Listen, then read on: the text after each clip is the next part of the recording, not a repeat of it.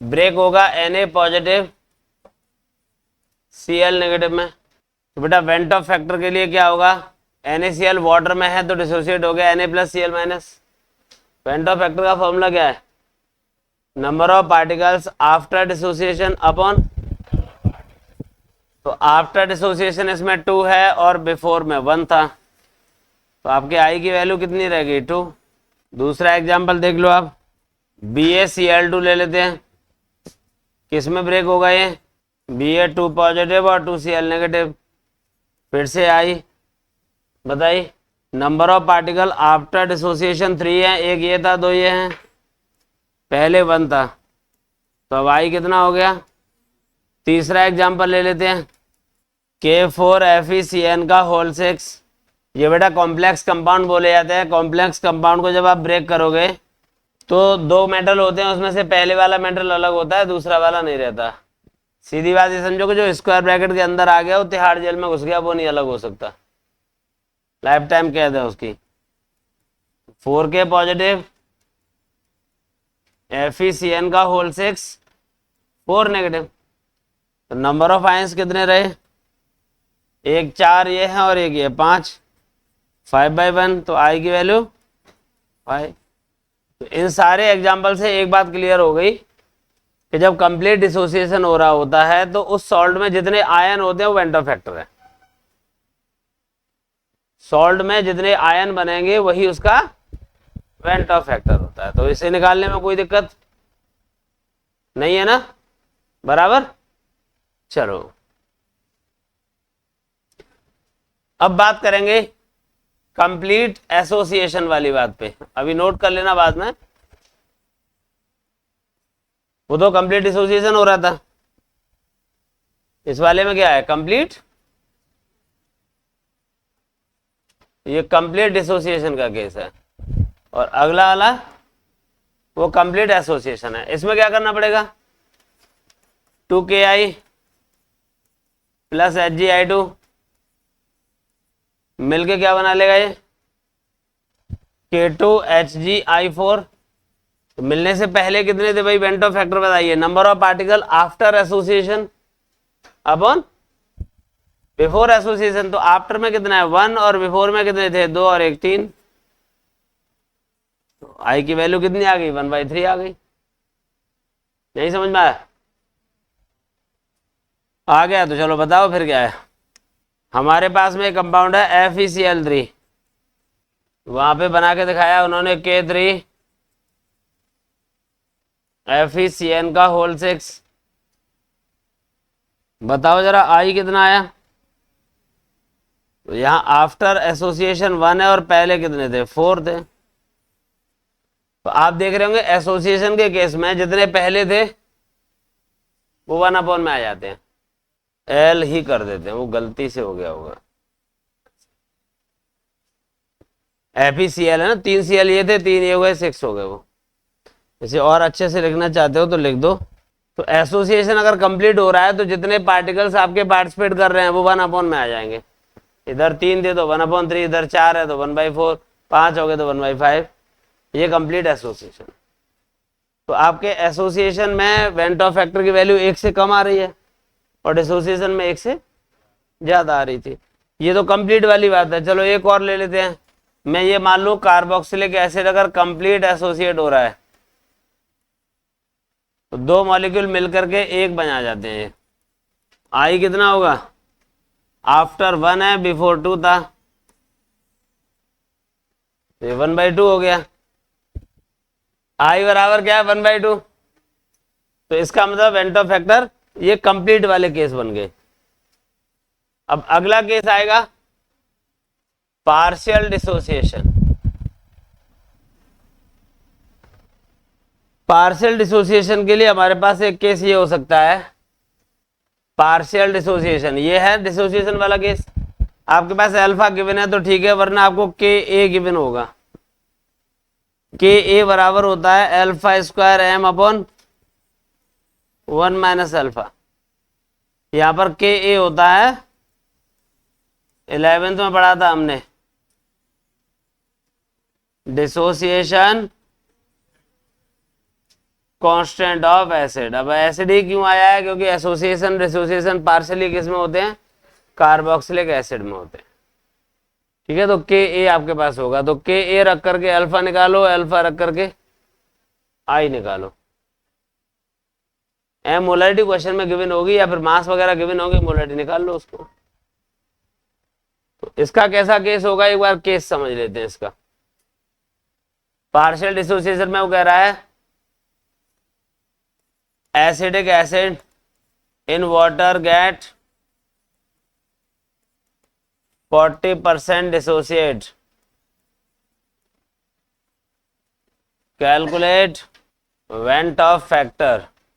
तो कितना percent dissociate हो रहा है? 40%। 40% का मतलब समझ रहे हैं? 40% ये अल्फा है, अल्फा की वैल्यू क्या हो गई? 40/100 बोले तो ओके। अब आप रख लो अपने डिसोसिएशन, पार्शियल डिसोसिएशन का फॉर्मूला क्या था? Alpha equals to I-1/n-1। आपका जो कार्बोक्सिलिक एसिड होता है वो जब डिसोसिएट होता है तो क्या बनता है? CH3COO नेगेटिव और H पॉजिटिव। तो बेटा अल्फा कितना है तुम्हारे पास में? 0.40 इक्वल टू I-1/n कितना है? आफ्टर डिसोसिएशन कितने पार्टिकल्स हो रहे हैं? तो 2 - 1 होगा। तो 2 - 1 1 हुआ, 1 का इससे मल्टीप्लाई 0.40, 1 को इधर ले आओ तो I इक्वल्स टू 1.40। प्रोसेस सबको समझ में आ गया? एकदम ओके ओके। अब सीधी बात पे आ जाओ। सीधी बात यह कि जितना परसेंटेज दिया होगा उसे 1 में ऐड कर दो, वही वेंट ऑफ फैक्टर है। जितना परसेंट गिवन होगा उसे 1 में ऐड कर दो, वो आपका वेंट ऑफ फैक्टर होगा। जैसे उसने कह दिया 5%, तो 5% का मतलब क्या हुआ? 0.05, उसे 1 में ऐड कर दो तो 1.05। वगैरह साहब 90% डिसोसिएट हो रहा है तो कोई दिक्कत नहीं, 1.9 वेंट ऑफ फैक्टर हो गया उसका। तो ये शॉर्टकट इसका क्या है? I बराबर 1 प्लस अल्फा। जितना अल्फा दिया होगा वो रख दो, 1 में ऐड कर दो, सीधे आ जाएगा। ठीक है, ये बात किसके लिए? कार्बोक्सिलिक एसिड के लिए, क्योंकि यहाँ पे N की वैल्यू 2 होती है। हाँ, अगर कहीं N की वैल्यू बदल रही है, कोई और कंपाउंड दे दिया जिसमें N की वैल्यू बदल रही है, तो फिर आपको ये फॉर्मूला फॉलो करना पड़ेगा। पर बात जब कार्बोक्सिलिक के लिए है तो हमेशा ही 1 प्लस अल्फा कर देंगे। 1 प्लस अल्फा किसके लिए हो गए अब ये? ओके। अगला होगा हमारा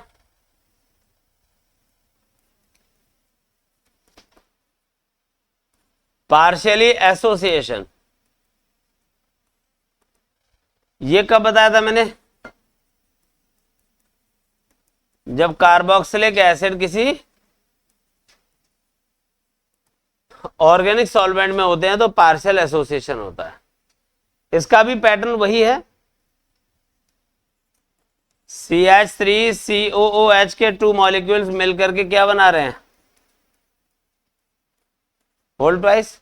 बेसिकली इनमें डाइमर क्यों बनता है? क्योंकि ये कार्बोक्सिलिक जो होता है, ये 2 मॉलिक्यूल आपस में मिलकर के क्या करते हैं? डाइमर बना लेते हैं, और हमेशा ही इनमें डाइमर बनता है। ये एसिडिक एसिड दूसरे एसिडिक एसिड के साथ में बॉन्डेड हो जाएगा,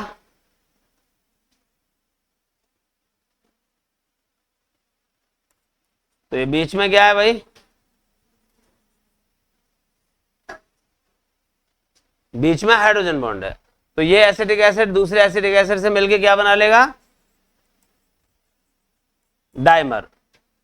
डाइमर बनाएगा तो 2 मॉलिक्यूल मिलके एक हो गए। तो पहले कितने थे? 2, अब कितना है? 1। तो वेंट ऑफ फैक्टर अगर यहां पे निकाला जाए तो 1 - I/1 - 1/n। n कितना है? Number of particle before association. तो मिलने से पहले कितने थे? तो यहाँ पे 1/2 0.5 हो गया। 1 में से 0.5 को माइनस करो, 0.5 बचा, 0.5 का इससे मल्टीप्लाई। तो जो भी परसेंटेज दिया है, मान लो यहाँ पे भी आपको 40% दिया है, तो ये कितना है 0.40 equal to 1 minus I upon 0.5। 0.5 इधर आया, 1 में से माइनस कर दिया, तो आई इक्वल टू कितना हुआ 1 माइनस एल्फा इंटू 0.5। तो सीधा ट्रिक क्या बनेगा फिर 1 माइनस एल्फा बाई 2। किसके लिए ये भी आपके कार्बोक्सिलिक एसिड के लिए जी। हाँ, कार्बोक्सिलिक के एसोसिएशन में कहीं भी यूज होगा, वो कार्बोक्सिलिक के डिसोसिएशन में कहीं भी यूज होगा। अगर आपके एन की वैल्यू नहीं बदल रही है तो फॉर्मूले में कोई बदलाव नहीं आएगा। अगर आपका एन बदल रहा है, डायमर के बजाय ट्राइमर बना रहा है, तो 3 मॉलिक्यूल मिल गए, तो फिर एन की वैल्यू 3 हो जाएगी। टेट्रामर बन गया तो 4 हो जाएगी।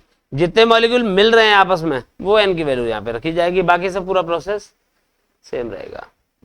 ये सारी बातें क्लियर हुई। क्या तरीके हैं हमारे, ये हमारे सारे फॉर्मूले हैं।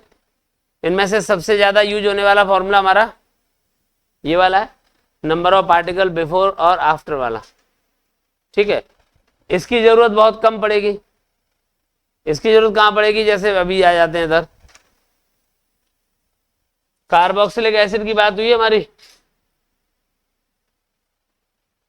यहां कितने मॉलिक्यूल मिल रहे हैं 2। प्रैक्टिकली जब मोलर मास निकालेंगे तो 2 मॉलिक्यूल का पूरा निकल के आएगा। एक एसिडिक एसिड का 60 है, तो 2 का कितना हो गया ये 120। एक का कितना होगा 60। तो आई बराबर क्या होगा, आई बराबर होता है नॉर्मल मोलर मास, नॉर्मल 60 है अपॉन एबनॉर्मल 120 है। तो वेंटो फैक्टर क्या है आपका 1/2 आ जाएगा ये।